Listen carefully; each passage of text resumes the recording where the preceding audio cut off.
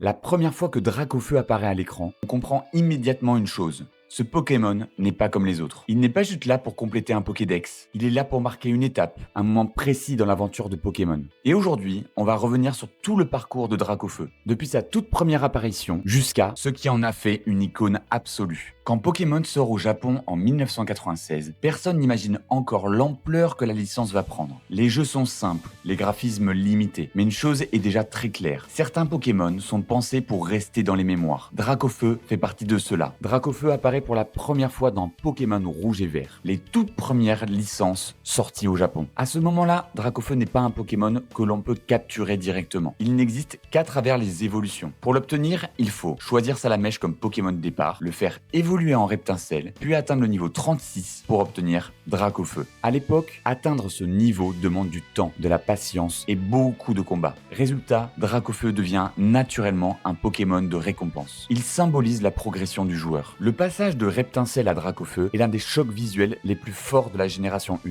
On passe d'un Pokémon relativement discret à une créature massive, ailée et visuellement impressionnante. Pour beaucoup de joueurs, c'est la première fois qu'un Pokémon donne réellement l'impression d'être puissant, simplement par son apparence. Et ce moment-là, beaucoup s'en souviennent encore. Dans les jeux, Dracofeu est de type feu-vol. Ce choix le rend très offensif, mais aussi très vulnérable. Il est rapide, possède une bonne attaque spéciale, mais il est extrêmement sensible au type roche, notamment aux attaques sol et eau. Ce point est important parce que Dracofeu n'est pas le Pokémon le plus simple à utiliser. Il est fort, mais il punit les erreurs. C'est aussi pour ça qu'il est apprécié. Il demande de comprendre le jeu. Très tôt, Dracofeu devient le Pokémon central dans les équipes offensives. Il excelle dans l'attaque, les dégâts directs, mais nécessite une protection face à certaines faiblesses très marquées. Dans les premières générations, il est souvent perçu comme un Pokémon risqué mais spectaculaire. Et ce style lui colle à la peau depuis le début. C'est probablement dans les animés que Dracofeu devient véritablement culte. Le Dracofeu de Sacha n'obéit pas immédiatement à son dresseur. Il agit de manière indépendante, parfois arrogante, parfois agressive. Cette relation est extrêmement importante, car elle donne à Dracofeu une personnalité propre. Il n'est pas juste un outil de combat, c'est un Pokémon avec un ego,